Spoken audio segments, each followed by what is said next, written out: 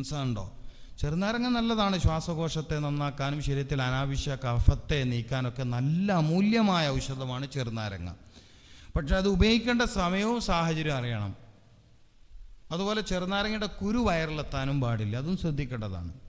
ചെറുനാരങ്ങയുടെ കുരു വയറിലെത്തുന്നതും വലിയ പ്രശ്നമാണ്. അപ്പോൾ നോമ്പ് മുന്നിൽ നിൽക്കുന്നതുകൊണ്ടാണ് ഞാൻ ആ ഭാഗം ആഡ് ചെയ്തത്. ചെറുനാരങ്ങ പിഴിഞ്ഞ വെള്ളം നോമ്പ് മുറിക്കുമ്പം കുടിക്കരുത്. മുറിക്കുമ്പോൾ സുന്നത്ത് മുറുകെ പിടിച്ചുകൊണ്ട് ഈത്തപ്പഴവും പച്ചവെള്ളവും.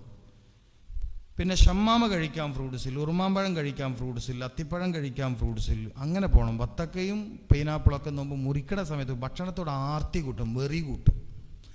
നോമ്പ് മുറിക്കുന്ന നേരത്ത് നമ്മൾ പൈനാപ്പിൾ ജ്യൂസ്, മുന്തിരി ജ്യൂസ്, ബത്തക്ക ജ്യൂസ് അല്ലെങ്കിൽ ബത്തക്കയുടെ പീസ്, പൈനാപ്പിളിൻ്റെ പീസ് ഫ്രൂട്ട്സാണെന്ന് പറഞ്ഞ് കഴിച്ചാൽ ഭക്ഷണത്തോട് ആർത്തി കൂട്ടും. കഴിക്കണ ഭക്ഷണത്തിൻ്റെ അളവ് കൂടിപ്പോവും. ഇപ്പോൾ നിങ്ങൾ കണ്ടിട്ടില്ലേ, പഴയ കാലത്തൊക്കെ ഈ നിരാഹാര സമരം കിടക്കുന്ന മഹാനായ രാഷ്ട്രീയ നേതാവ് എങ്ങനെയാണ് നിരാഹാരം അവസാനിപ്പിക്കുക? ചെറുനാരങ്ങ നീര് കൊടുത്തിട്ടാണ്. കേട്ടിട്ടുണ്ടോ? ആ വിഷയം കേട്ടിട്ടുണ്ടോ? എന്നെങ്കിലേ മനസ്സിലാവുള്ളൂ. എന്താ ഇളനീര് കൊടുക്കാത്തത്? കുറേ കാലം ഇവൻ ഒറിജിനലായിട്ട് പട്ടിണി കിടന്നിട്ട് പിന്നെ ഇവനിക്ക് ഭക്ഷണത്തോട് താല്പര്യം വരണമെങ്കിൽ ആദ്യം ചെറുനാരങ്ങൻ്റെ നീരങ്ങെത്തണം. അപ്പോൾ ഇവനിക്ക് ആർത്തി വരും, ഇല്ല ഇവന് തിന്നാൻ പറ്റൂല. അപ്പോൾ എന്ന പോലെയാണ് നമ്മൾ നോമ്പ് മുറിക്കണ സമയത്ത് ഈ ചെറുനാരങ്ങ ഉള്ള വസ്തു കഴിച്ചാൽ ഭയങ്കര പ്രശ്നമാണ്.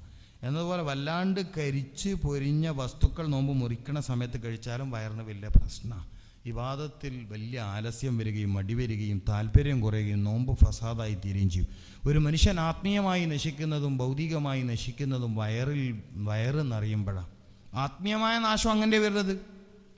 ഭൗതികമായ നാശം വരുന്നത് പോലെ ആത്മീയമായ നാശവും ഒരാൾക്ക് വരുന്നത് വയറ് നിറയെ ഭക്ഷണം കഴിക്കുന്നത് കൊണ്ടാണ്. ചോറ് കഴിക്കണം. ചോറാണ് ഏറ്റവും നല്ല ഭക്ഷണം എന്നാണ് നബി സല്ലല്ലാഹു അലൈഹി വസല്ലം പറഞ്ഞു. മറ്റൊരു ഭക്ഷണത്തിലും ഇല്ലാത്ത ഗുണം അന്നത്തിലുണ്ട്. പിന്നെ അവിടെയും പ്രശ്നം ഇതാണ് തങ്ങളെ, അതായത് നമ്മൾ കഴിക്കുന്ന മെത്തേഡാണ് പ്രശ്നം. ഞാൻ പറഞ്ഞില്ല, ചവക്കുന്നില്ല. പിന്നെ ചില ആളുകൾക്ക് വയറ് ചാടുന്നത് ഈ മധുരം കൂടുതൽ കഴിക്കുന്നുണ്ടാണ്. ഈ മധുരം, നല്ല കട്ടിയുള്ള മധുരം കഴിക്കുന്നവർക്ക് അടിവയറിൽ ഇങ്ങനെ കൊഴുപ്പ് വന്ന് നിറയും. പിന്നെ സ്ഥിരമായ ഇറച്ചി രണ്ട് വിഷയമാണ്. ഒന്ന്, നേരത്തെ പറഞ്ഞ രക്തത്തിൻ്റെ കട്ടി കൂടി സർക്കുലേഷൻ കമ്മിയായി പല പ്രശ്നങ്ങളും അവർക്ക് വരും. രക്തത്തിൽ ഇരുട്ട് കൂടിയിട്ട് മാരകമായ പല രോഗങ്ങൾക്കും അത് കാരണമായി തീരും. ആട് കഴിക്കണം നല്ലതാണ്. കറുത്ത തോലുള്ള ആടാണ് കൂടുതൽ ഗുണം ചെയ്യുന്നത്. കറുത്ത തോലുള്ള ആൺ ആട്ടിൻ്റെ മാംസത്തിനാണ് കൂടുതൽ ഗുണമുള്ളത്. അതും ബാക്കിലെ കാലിനോട് ചേർന്ന ഭാഗം, അതുപോലെ മുതുകിനോട് ചേർന്ന ഭാഗമൊക്കെയാണ്. വിശ്വാസമതങ്ങൾ അതൊക്കെ ചോദിച്ചു വാങ്ങിയിട്ട് കഴിക്കാറുണ്ടായിരുന്നു. രാവിലെ എഴുന്നേറ്റ ഉടനെ വെള്ളമല്ല കുടിക്കേണ്ടത്, രാവിലെ എഴുന്നേറ്റ ഉടനെ പഴമാണ് കഴിക്കേണ്ടത്. കാലി വയറിന് നല്ല ചോദ്യമാണ് കേട്ടോ, വളരെ ഇമ്പോർട്ടൻ്റ് ആയ ചോദ്യമാണ് ചോദിച്ചിരിക്കുന്നത്.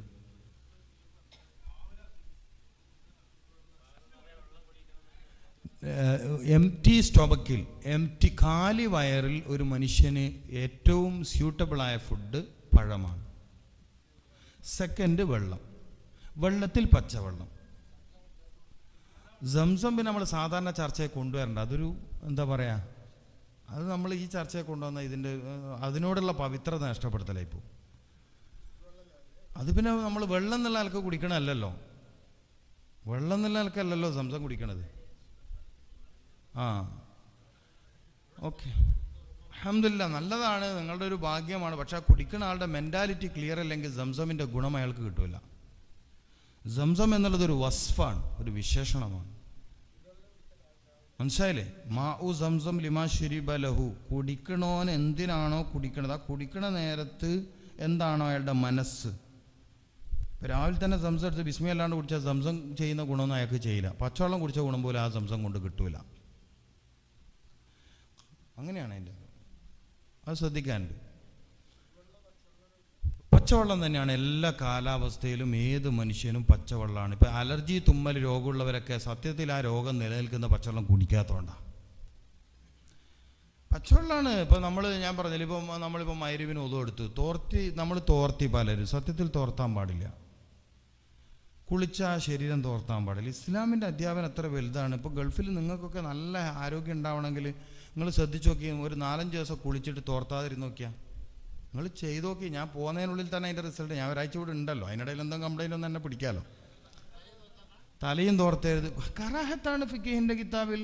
ഫുഖഹാക്കൾ ഭയങ്കര തിബുള്ളവരാണ്. ഇതല്ലേ ആലിമ്യങ്ങളിൽ ഇരിക്കുന്നത്. പള്ളി പണകത്തോ നബിസ്വലാസ്മ തങ്ങൾ മിമ്പറിലേക്ക് താടിന്ന് വെള്ളം ഉറ്റുന്ന രൂപത്തിൽ കയറിയതായി ഹദീസിൽ കാണാനില്ലേ?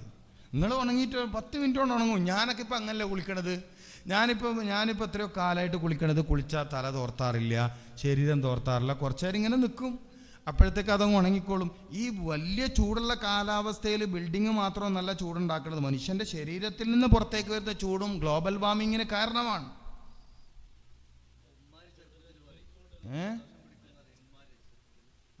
അല്ല, അതിപ്പം ഞാനെന്താ പറയാ, തെറ്റായ വിശ്വാസങ്ങൾ നമ്മളെ സമൂഹത്തിൽ പറഞ്ഞതിന് ഇപ്പോൾ നമ്മളെന്താ പറയുക, ഫുഖഹാക്കൾ ഒരു വിഷയം പറഞ്ഞു പറഞ്ഞാൽ അതിനപ്പുറം ശാസ്ത്രം അന്വേഷിക്കുന്നത് അബദ്ധമാണ്. ഉളു എടുത്താൽ തോർത്തുന്നതിൻ്റെ ഹുക്കും എന്താണ്? കറാഹത്താണ്. എന്താ കറാഹത്തായത്? ഇയാൾക്ക് കയ്യിലൂടെയും മുഖത്തിലൂടെയും ശരീരമാസകലം കിട്ടേണ്ട ഉണർവിനെയും ഉന്മേഷത്തെയും. അപ്പോൾ ഫതുഹുൽ മുഈനിൽ എന്താ പറഞ്ഞ? നഷാത്തിൻ, നിസ്കാരത്തിലേക്ക് കൂടെ നഷാത്തോ. ഇത് തോർത്തിയോനിക്ക് എന്ത് നഷാത്ത്? കുട്ടികൾ അതുകൊണ്ടല്ലേ കുളിച്ചപാട് ഓടുന്നത്, തോർത്താൻ ഇഷ്ടമില്ലാത്തതുകൊണ്ട്. ഈ ഉമ്മാരോടൊക്കെ ഞാൻ പറയുന്നത്, കുട്ടികൾ എന്താ ഇപ്പോൾ ഓടുന്നത്? അവരിൽ ഫിത്രത്ത് നിലനിൽക്കുന്ന സമയമാണ്. സുബ്ഹാനിയത്തിൻ്റെ പ്രത്യേക ഗുണം നിൽക്കും. 3 വയസ്സുള്ള കുട്ടികൾ, അത് പിന്നെ വേറെ വിഷയം. ഇപ്പം ഞാൻ ആ ഭാഗത്തേക്ക് വരാത്തന്നെ, അത് വേറെ സബ്ജക്റ്റാണ്. അത് പിന്നെ നമ്മൾ തുടരണ്ട. നിങ്ങൾ കുട്ടികളെ വിഷയം പറഞ്ഞുകൊണ്ട് ഇപ്പം എൻ്റെ കുട്ടികളൊന്നും തോർത്താത്ത കാലത്രേ.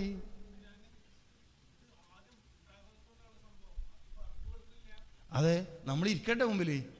തേടുക എന്നല്ല പറഞ്ഞത്, ഉത്തുലുബുൽ ഇൽമാന്നാണ്. തേടുക, അന്വേഷിക്കുക, പറഞ്ഞു കൊടുക്കുക എന്നല്ല. ഉത്തുലുബ്, നീ തേട്, നീ അന്വേഷിക്കുന്നതാണ്. അല്ലാണ്ട് പറഞ്ഞു കൊടുക്കുക എന്നുള്ളതല്ല. നീ ചൈനയിലാണെങ്കിൽ മദീനയിലോട്ട് വാ, അലൂബിസീൻ. ചൈനയിലാണെങ്കിൽ ഇങ്ങോട്ട് തിരിച്ചു വരി, എന്നിട്ട് ഇവിടെ വന്നിട്ട് പദം പഠിക്കുക, ദീൻ പഠിക്കുക. നമ്മൾ തേടുന്നില്ല, നമ്മൾ അന്വേഷിക്കുന്നില്ല. വസ്തുത അതാണ്. തേടിപ്പിടിക്കുക എന്നുള്ളതാണ്. അല്ലാണ്ട് ആളെ കണ്ടെത്തിയിട്ട് പറഞ്ഞു കൊടുക്കലില്ല. ഇപ്പോൾ മദീനയിലേക്ക് മിസ്അബിനെ പോലെയുള്ള ആളുകൾ ഖുർആൻ പഠിക്കാൻ വേണ്ടി അന്വേഷിച്ചു വന്നു റസൂലുള്ളാഹിൻ്റെ അടുത്ത്. നിങ്ങൾക്ക് ഖുർആൻ പഠിപ്പിച്ചു തരാൻ പറ്റുന്ന ആളെ പറഞ്ഞു തരുന്നു. അപ്പോഴാണ് റസൂല പറഞ്ഞയച്ചത്. അല്ലാണ്ട് റസൂൽ എല്ലാ നാട്ടിലേക്ക് ആദ്യം ആളെ അയച്ചോ?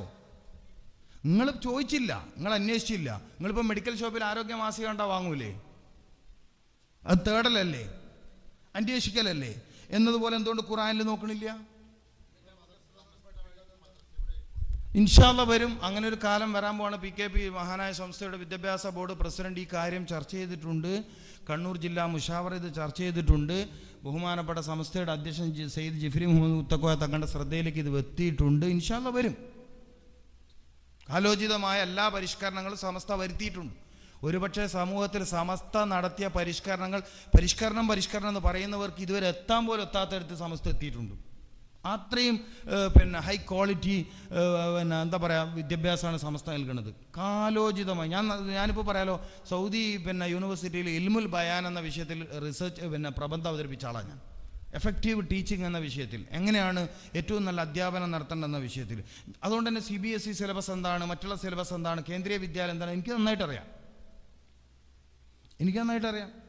സെൻട്രൽ ബോർഡ് എന്താണ്, കേരള സിലബസ് എന്താണ്, ഇത് പഠിപ്പിക്കാൻ പറ്റുന്നതാണോ, ഇത് സിലബസ് ക്ലിയർ ആണോ, കറക്റ്റ് ആണോ എന്നൊക്കെ ഞാൻ നന്നായി പഠിച്ചിട്ടുണ്ട്.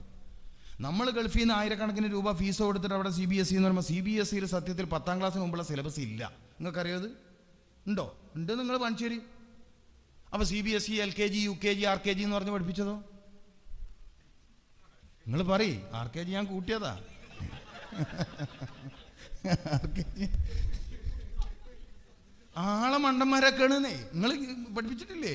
എൻ്റെ കുട്ടി CBSE പഠിക്കണ്. എത്രയിൽ 7ാം ക്ലാസ് CBSE സിലബസ് ഉണ്ടോ മഹാനെ? നിങ്ങളെന്ത് മണ്ടത്തരാ പറയണത്? പോട്ട് സാരമില്ല, ഏതായാലും കുറച്ച് പൈസ പോയി കിട്ടി, അത്രേൻ സാരമില്ല. അങ്ങനെ എന്തൊക്കെ ഉണ്ട്, പോട്ടെ. നമ്മൾ പറഞ്ഞത് കുളിക്കണ വിഷയമാണല്ലേ. ഓക്കെ, അൽഹംദുലില്ലാഹ്. നമ്മൾ ആഗ്രഹം എല്ലാം നല്ലത് നമ്മളിൽ നിന്ന് കിട്ടട്ടെ. സമസ്ത പഠിപ്പിക്കുക എന്ന് പറയുന്നത് തന്നെ സമസ്തൻ്റെ വലുപ്പമാണല്ലോ. നിങ്ങളങ്ങനെ പറഞ്ഞു കിട്ടിയല്ലോ, അൽഹംദുലില്ലാഹ്.